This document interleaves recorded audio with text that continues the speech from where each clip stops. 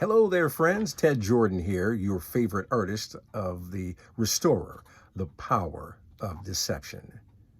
Yes, I said artist. Should have said novelist, but you get the picture. Novelist of the Restorer, the Power of Deception. Now, today we're going to be talking about what is Sharia law.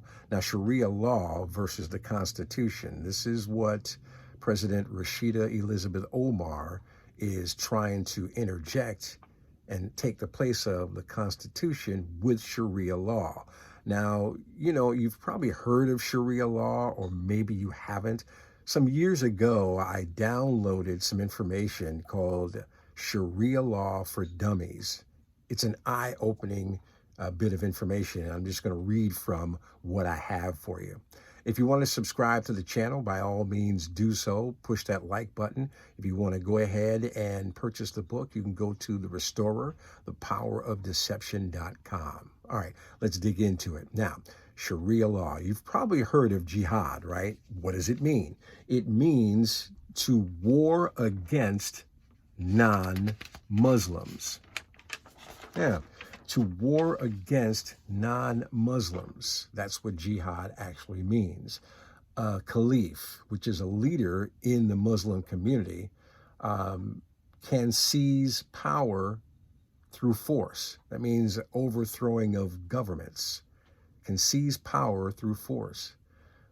A caliph is exempt from being charged with serious crimes, such as murder, adultery, robbery, theft, drinking, and in some cases, rape. Now, who does this sound like it's benefiting? The men or the women? I'll keep reading. A caliph must be a Muslim, not a slave, and he must be male. A Muslim who leaves Islam must be killed. Sounds like mercy and grace to me. A Muslim will be forgiven for murder of an apostate. This means a person that used to be a Muslim but doesn't practice Islam anymore. So they can be killed and they won't be arrested, they won't stand trial, they won't go to jail.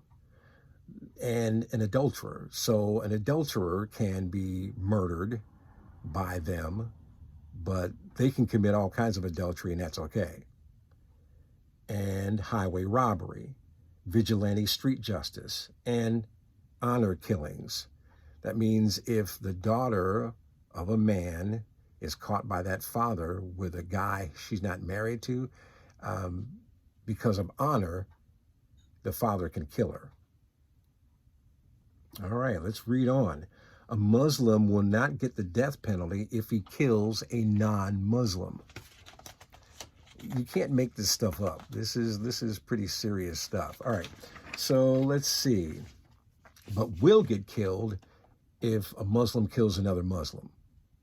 That makes perfect sense.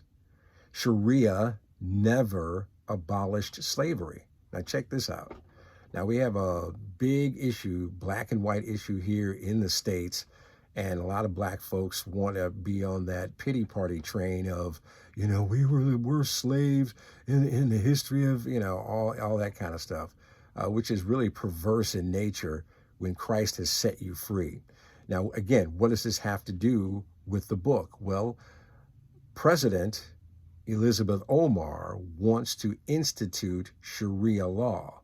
Why? Because of her handlers at the apparatus. This is their plot. This is their plan. So I just want to give you a breakdown of what Sharia really is. It's not some harmless law. It's very deadly, very dangerous to our Constitution and our way of life. Sharia never abolished slavery, sexual slavery, and highly regulates it. A master will not be punished for killing his slave.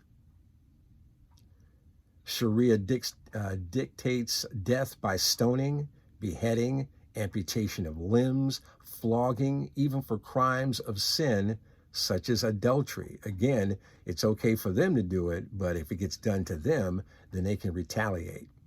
Non-Muslims are not equal to Muslims under the law. They must comply to Islamic law if they are to remain safe. They are forbidden to marry Muslim women, publicly display wine or pork, recite their scriptures. So if you're a Christian and you give in to this, you can't cite the word of God anymore.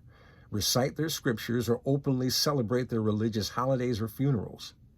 They are forbidden from building new churches or building them higher than mosques. They may not enter a mosque without permission. A non-Muslim is no longer protected if he leads a Muslim away from Islam. That means if a Christian converts a Muslim, they're no longer protected. Some crazy stuff. I'll do two more because our time is almost up. But this is wild. This is crazy. This really is. There's no age limit for marriage of girls. This is for the men. The women can't do any of this. There is no age limit for marriage of girls. The marriage contract can take place anytime after birth and can be consummated at the age of 8 or 9.